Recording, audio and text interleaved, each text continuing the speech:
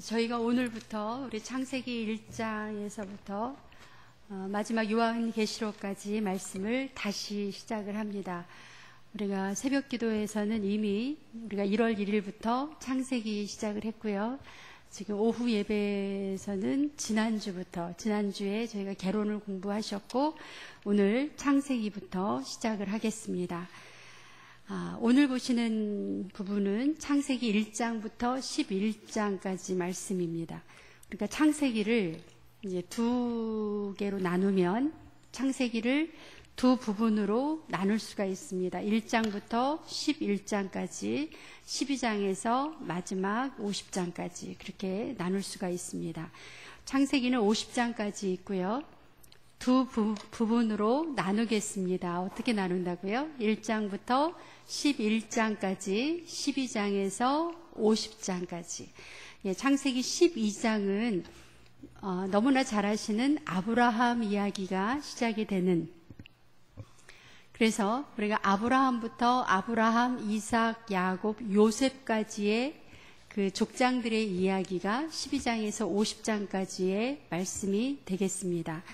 오늘 보시는 1장부터 11장은 우리가 이제 어려운 말로 원역사다 이렇게 구분을 합니다. 역사 이전 시대, 그러니까 역사라고 말하기 어려운, 그러니까 구체적인 시간과 장소를 알 수 없는 그러한 말씀이 되겠습니다.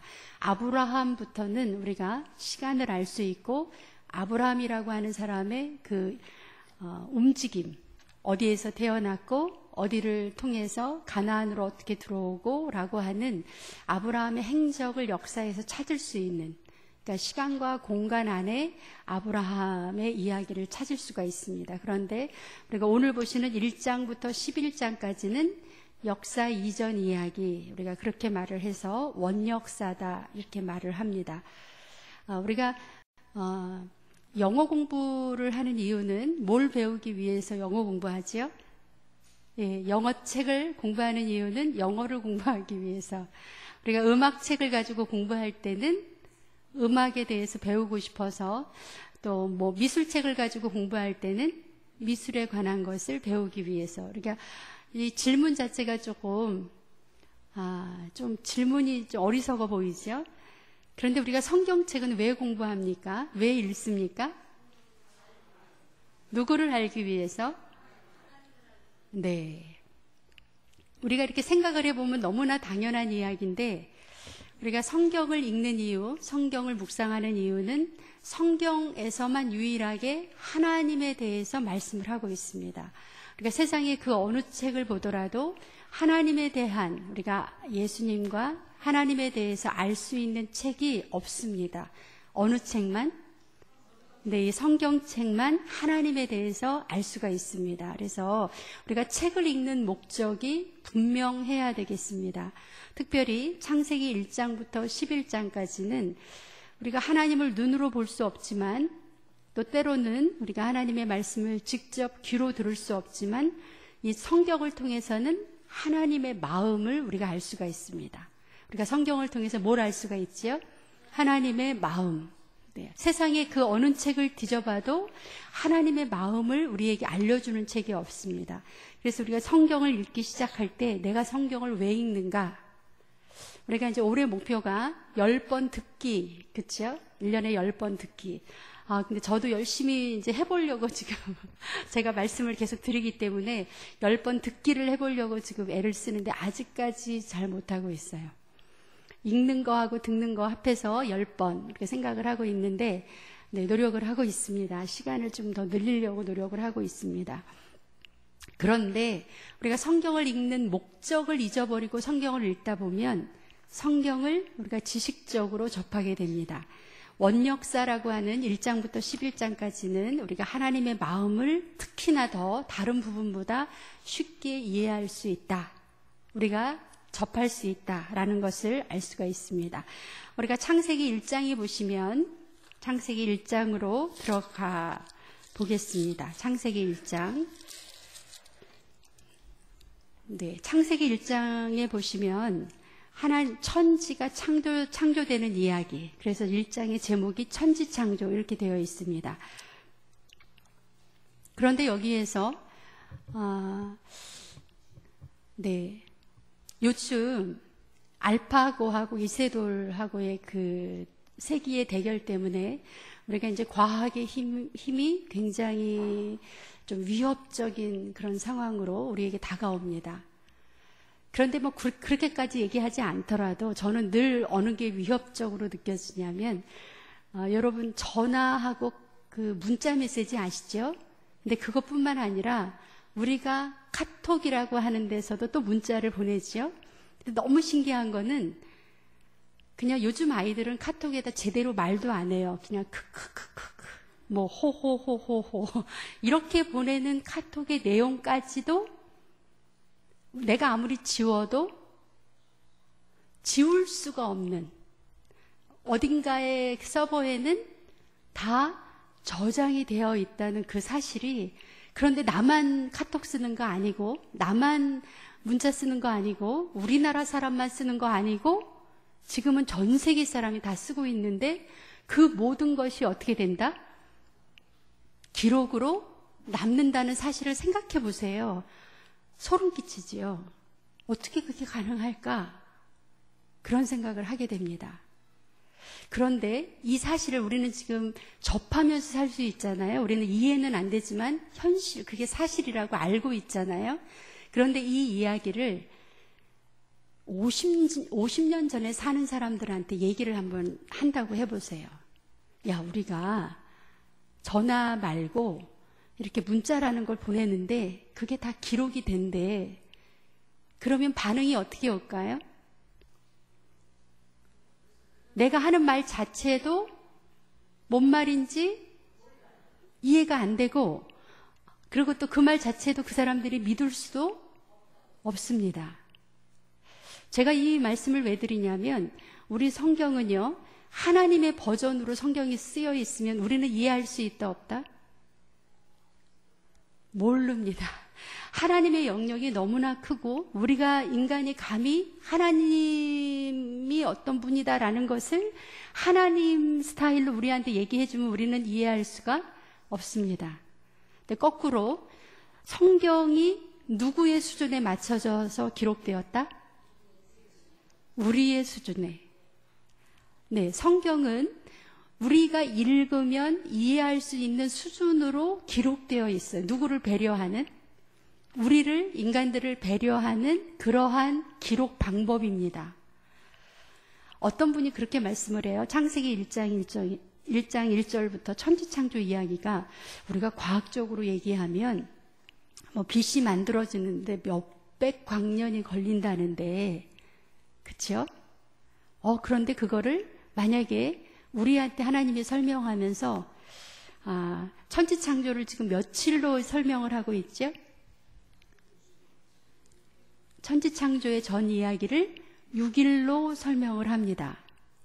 하나님께서 하루에 뭐를 하셨다, 또 하루에 뭐를 하셨다, 또 하루에 뭐를 하셨다라고 하는 그 기록의 목적은 결국 우리로 하여금 뭐를 이해하게 하기 위해서 하나님이, 네, 여기 나중에 볼게요. 1장 마지막에 보시면, 네, 1장 31절 같이 읽겠습니다. 1장 31절. 네, 같이 읽습니다. 하나님이 지으신 그 모든 것을 보시니 보기에 심히 좋았더라. 저녁이 되고 아침이 되니 이는 6째 날이니라. 이렇게 되어 있습니다. 여기서 한 가지 우리가 중요한 것은 하나님이 천지창조 그 모든 것을 보시고 하나님 마음이 어떠셨다? 심히 좋았다. 하나님이 지으신, 우리에게 주신 그 모든 것 중에서 나쁜 걸 한번 찾아보실래요? 1장에 하나님이 지으신 것 중에 나쁘다고 하신 것 하나도 없지요. 우리가 하나님이 이 천지를 창조하시고 하나님 마음이 어떠셨다? 심히 좋으셨다. 네, 모든 것이 다 좋았다고 이야기를 합니다. 우리가 성경을 보시면 1장 4절, 다시 앞으로 갑니다. 1장 4절에 네, 빛이 하나님이 보시기에 좋았더라. 네, 또 10절에 보시면 하나님이 물을 땅이라 부르시고 모인 물을 바다라 부르시니 하나님이 보시기에 좋았더라. 네, 12절에 마지막에 하나님이 보시기에 좋았더라. 18절에 낮과 밤을 주관하게 하시고 빛과 어둠을 나누게 하시니 하나님 보시기에 좋았더라.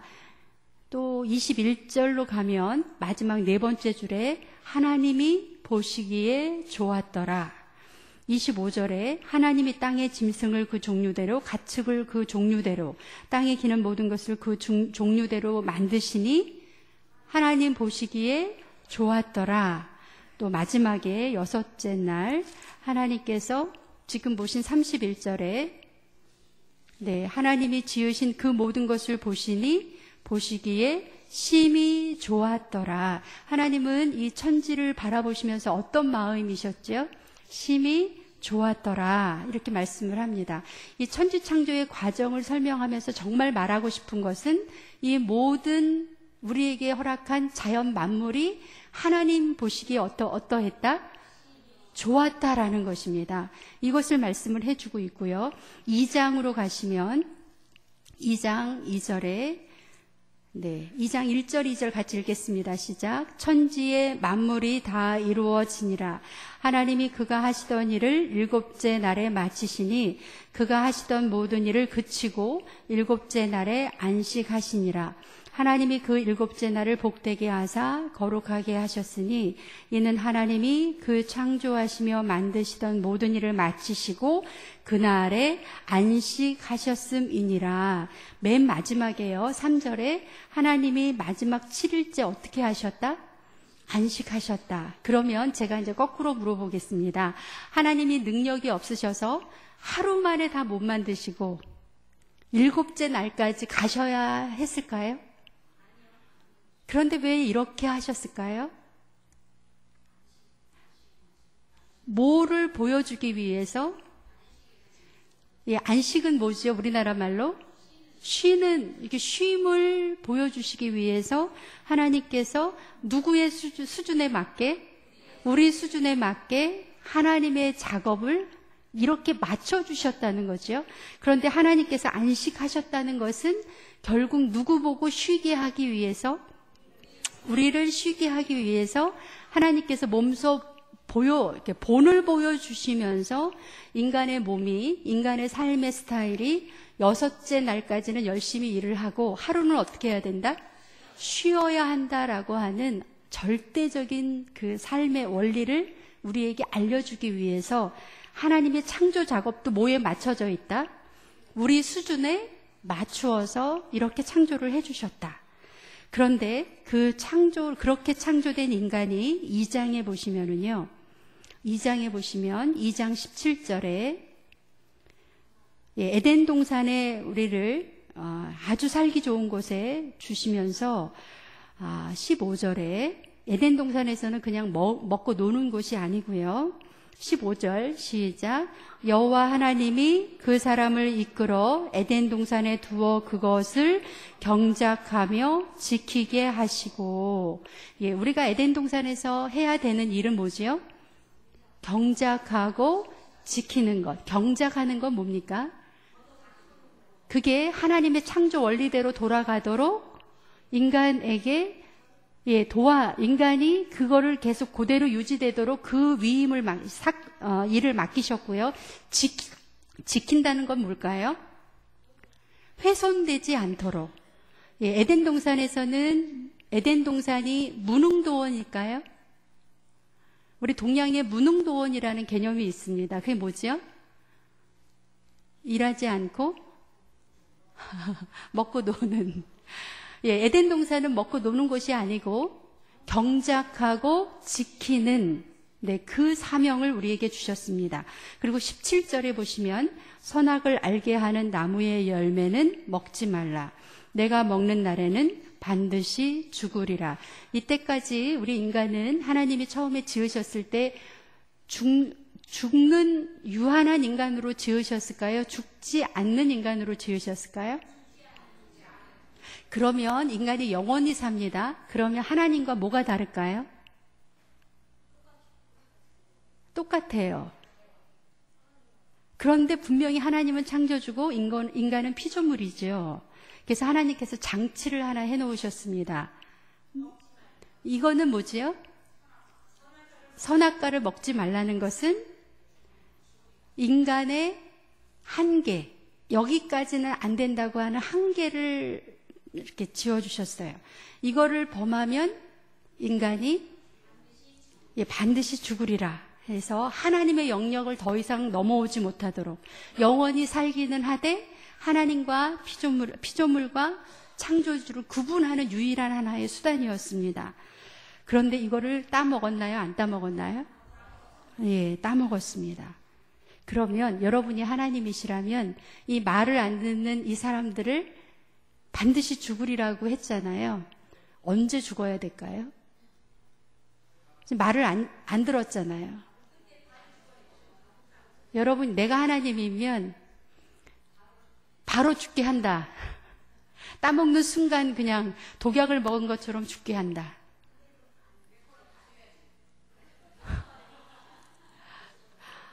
또 이것도 시비 거시는 분이 있어요. 반드시 죽으리라 그랬는데 왜 안 죽었냐고. 그래서 서운하십니까? 왜냐하면 반드시 죽으리라고 했는데 왜 안 죽었느냐? 왜 안 죽었겠어요? 하나님이 사랑하시기 때문에 죄를 범했지만 그 사람이 여기 보세요. 네. 3장 21절에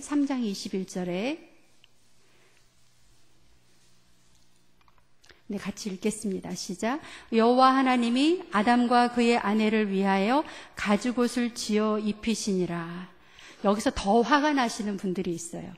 죽지도 않고 거기에 또 살려주었는데 가죽옷까지. 그러면 더 안 죽을 거 아니냐. 죄를 지었는데 때로는 우리가 하나님보다 더 심하게 뭐 하죠? 우리가 더 심하게 심판합니다. 왜 여기 죄를 지은 이 아담과 하와가 죽지 않고 심지어 가죽옷까지 입혀서 보호해 주느냐? 굉장히 기분 나쁘고 여기서 이제 성경을 읽는 동안 굉장히 이제 거북합니다. 죽어야 되는데 왜 안 죽지? 언제 죽지? 막 그러시면서 4장으로 넘어가시면 그 가인과 아벨이 죽지 않고요. 아담과 하와가 죽지 않고 또 아이까지 낳습니다. 누구지요? 가인과 아벨이라고 자녀를 낳았는데 이 가인이 여기 넘어갑니다. 4장에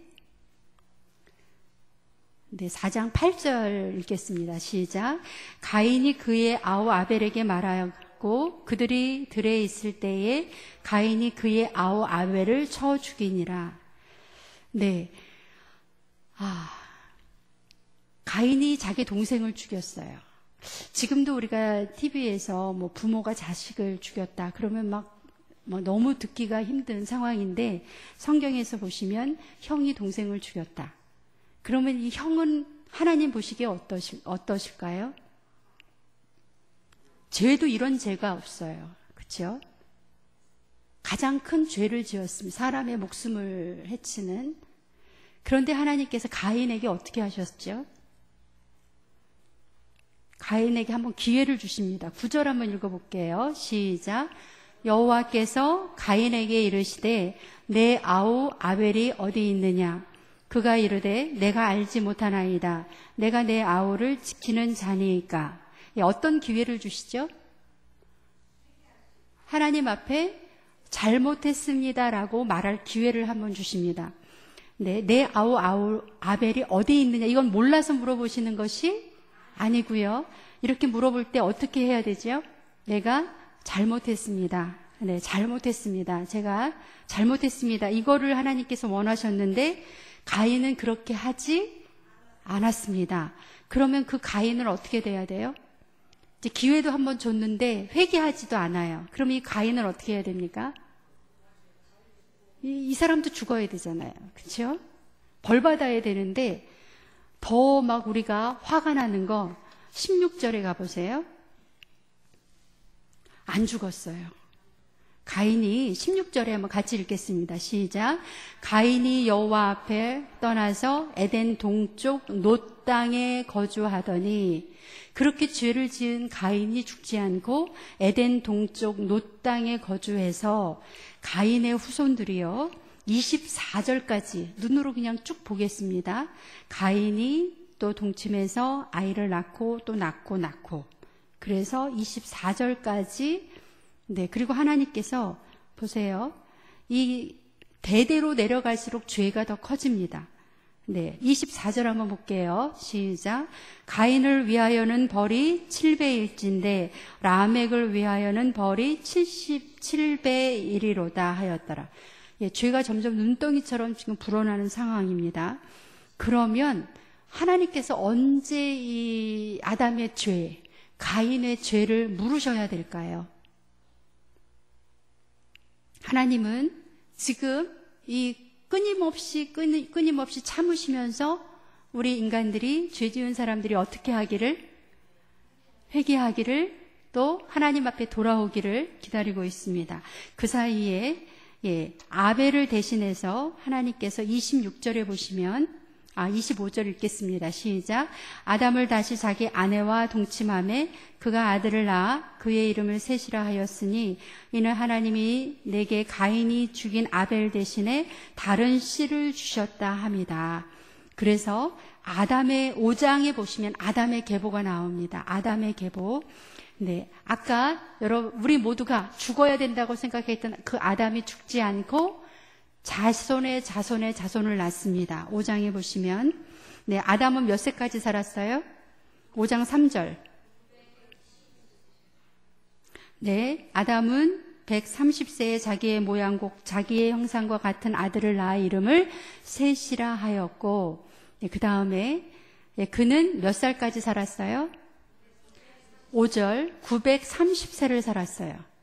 정말 오래 살았죠? 네, 아담은 죽지 않고 930세를 살았습니다. 그 다음에 7절에 보는 에노스, 아까 셋, 그 사람은 몇 살까지 살았죠? 에노스를 낳았고, 에노스를 낳은 후 912세를 살았습니다. 또 어떤 분이요, 이걸 가지고 굉장히 시비를 합니다. 왜 이렇게 오래 사냐고. 기분 나쁘신 거 참 많아요. 창세기를 읽으면서 기분 나쁜 게 너무 많습니다. 이 아담의 이 시대에 사람들이 보통 몇 년을 살았어요? 거의 1000년을 살았습니다. 그러면 여러분, 인간이 1000년을 살면 어떤 결과가 초래될까요? 인구가 엄청 많아지고, 또 하나는 그렇게 오래 사는 사람들의 경륜과 지혜가 어마어마해지겠죠? 그렇게 되면 사람이 오래 살면 오래 살수록 사람이 선해지고 덕을 쌓고 나중에 신선과 같은 사람이 되겠습니까? 어떻습니까? 100년 사는 것보다 200년을 살면 사람이 더 선해지고 유순해지고 어떻게 변하겠습니까?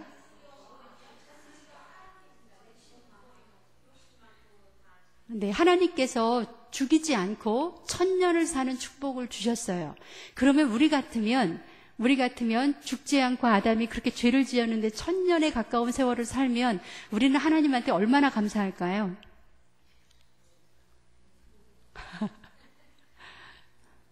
우집사님 엄청 감사하겠죠. 1000년을 살면. 그런데 그 결과를 보시겠습니다. 6장에 보시면, 6장에 사람들이 1000년씩을 살면서 하나님의 그 저주가 아닌 축복 속에 1000년이라는 세월씩을 살았습니다. 그랬더니 6장에 사람이 땅 위에 번성하기 시작할 때에 그들에게서 딸들이 나니, 2절 시작. 하나님의 아들들이 사람의 딸들의 아름다움을 보고 자기들이 좋아하는 모든 여자를 아내로 삼는지라. 네, 3절 보세요. 하나님께서 이르시되 나의 영이 영원히 사람과 함께하지 아니하리니 이는 그들이 육신이 됨이라. 그러나 그들의 날은 120년이 되리라 하시니라. 여기가 참 우리가 해석하기 어려운 부분인데요. 하나님께서 그렇게 900년씩 살도록 축복하셨다가 연수를 제한을 합니다. 몇 년으로요? 그리고 중요한 얘기를 합니다. 나의 영이 이제는 사람들과 같이 하지 않겠다.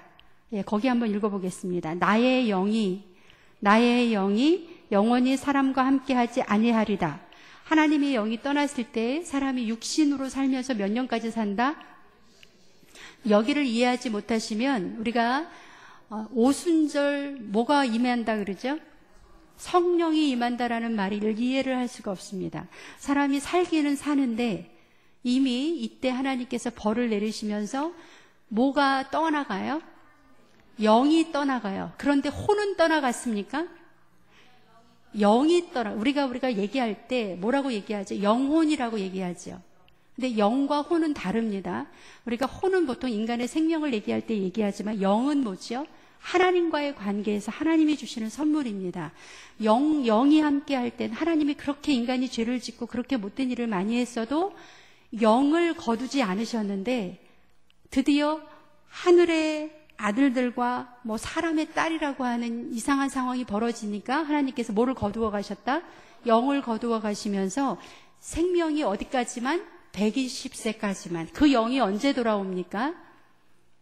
오순절 성령의 역사, 마가다락방에서 우리가 기도할 때 하나님의 영이 임하는 것을 볼 수가 있습니다. 그 원인이 여기 나와 있습니다. 5절 6절 한번 볼게요. 5절 6절 시작. 여호와께서 사람의 죄악이 세상에 가득함과 그의 마음으로 생각하는 모든 계획이 항상 악할 뿐임을 보시고 땅 위에 사람 지으셨음을 한탄하사 마음에 근심하셨다. 거기다가 여러분 밑줄 몇 개 해놓으시고요.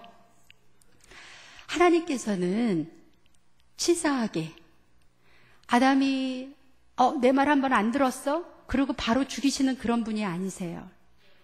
가인이 아벨을 죽였다고 했을 때도 하나님께서는 그 가인을 용서하시고 그 후손들을 허락하셨습니다. 그런데 어디까지 참으셨죠?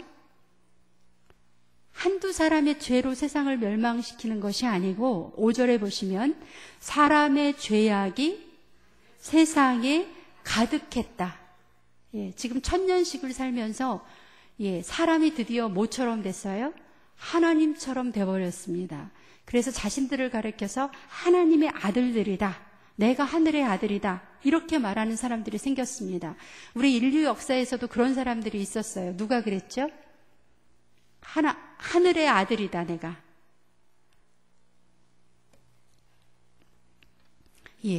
이집트의 왕이 뭐죠? 바로지요. 바로가 뭐라고 얘기합니까? 나는 신의 아들이다 그러잖아요. 인류 역사에서도 나를 신의 아들이라고 얘기하는 사람들이 많이 있었습니다.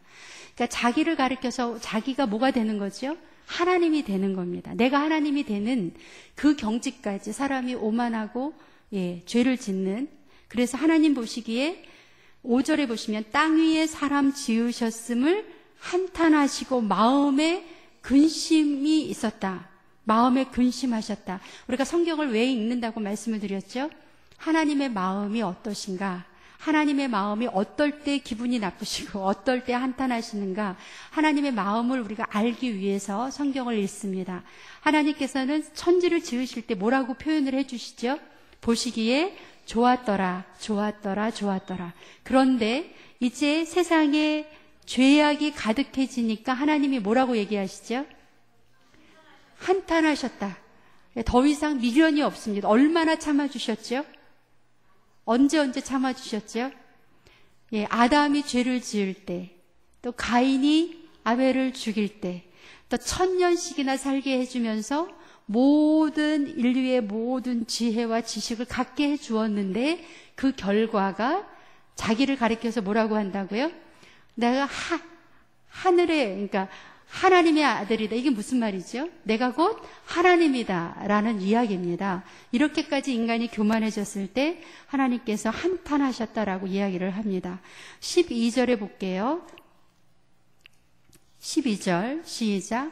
하나님이 보신즉 땅이 부패하였으니 이는 땅에서 모든 혈육 있는 자의 행위가 부패함이었더라.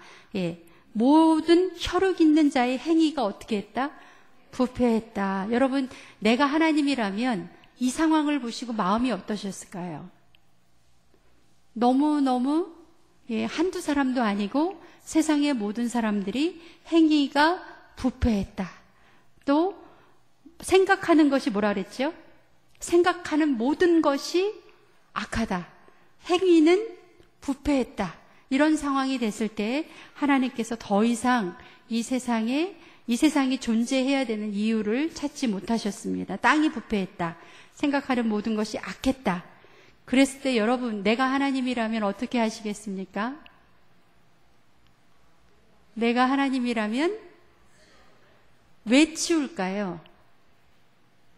왜 치울까요?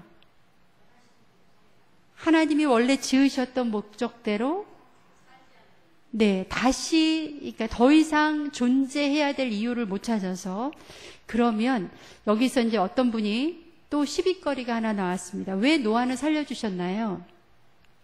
여러분 성경을 잘 보십시오. 노아를 살려준 걸까요?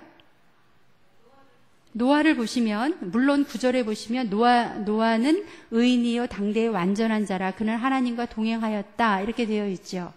그런데 노아가 살 수 있었던 것은 우리가 하나님이 아담에게 뭐를 주셨죠? 선악과를 주시면서 말씀에 순종하는지 순종하지 않으시는지를 보신 것처럼 아담이라는 사람을 선택했을 때 그가 말씀에 순종하면 살고 불순종하면 죽는 겁니다. 이번에야말로 보세요. 이 아담이라는 사람을 하나님이 선택하셨지만 또 이 아담이 하나님과 동행하면서 하나님이 무슨 명령을 주시죠? 13절 보겠습니다. 13절 같이 읽겠습니다. 시작.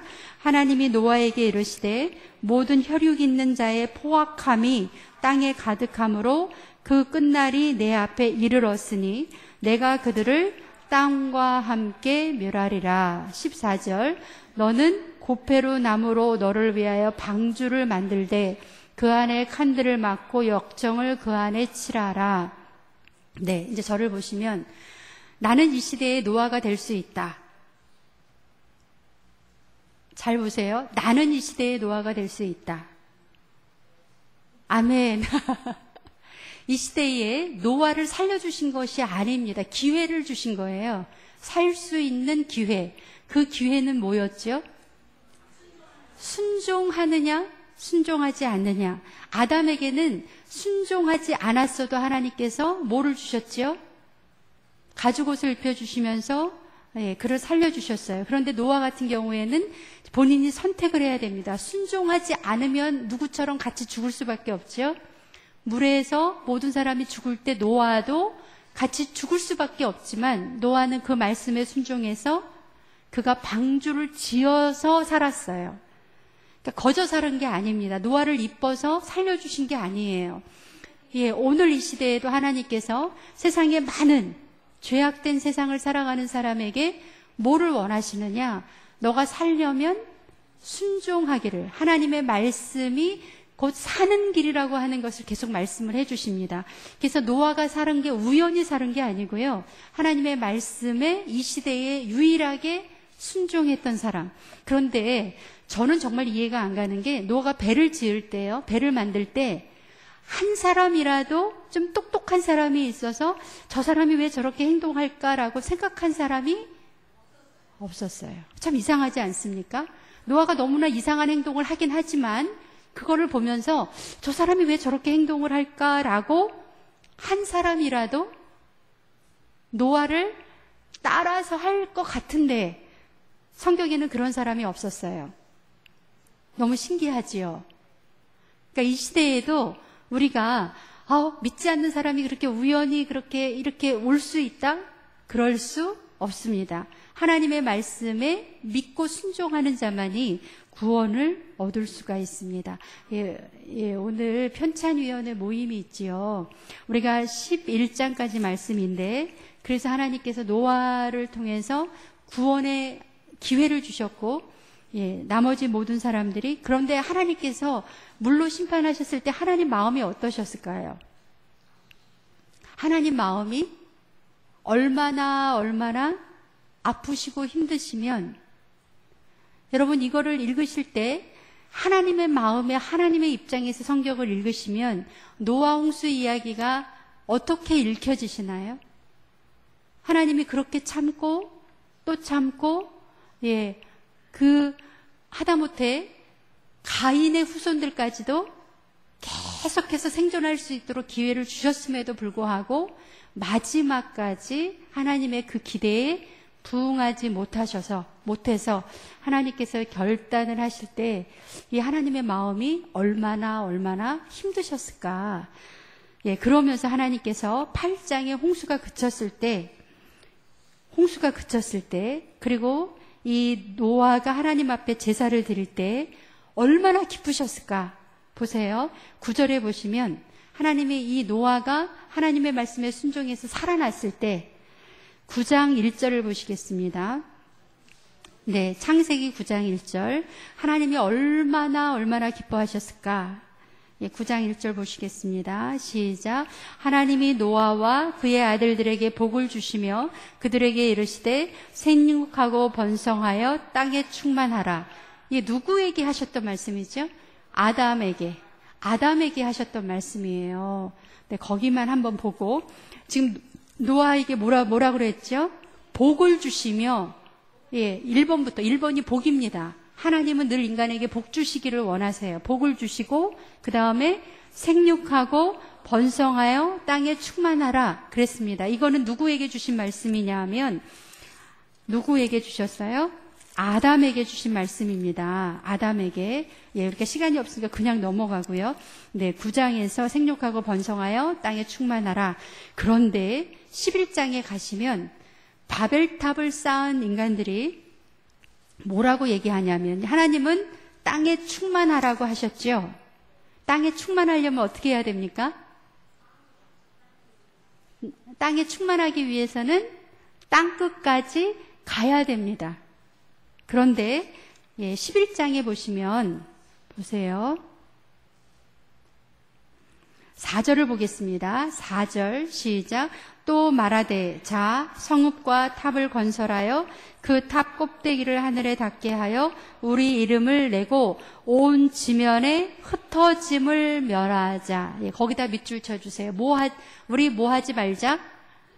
흩어지지 말자. 우리끼리 잘 살자. 이게 하나님 보시기에 하나님의 뜻과 정반대로 가는 길이었습니다. 하나님은 뭐라고 하셨나요? 온 땅에 충만하라. 그 말은 땅 끝까지 가야 되는 겁니다. 그런데 몇 사람이 모여서 뭐라고 했어요?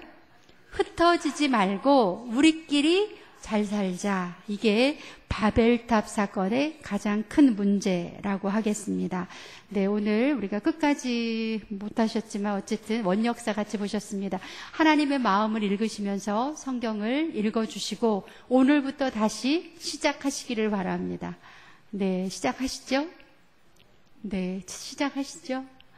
네, 제가 유난히 저쪽을 보고 말씀을 드렸습니다. 네, 시작하시죠? 네, 같이 기도하겠습니다.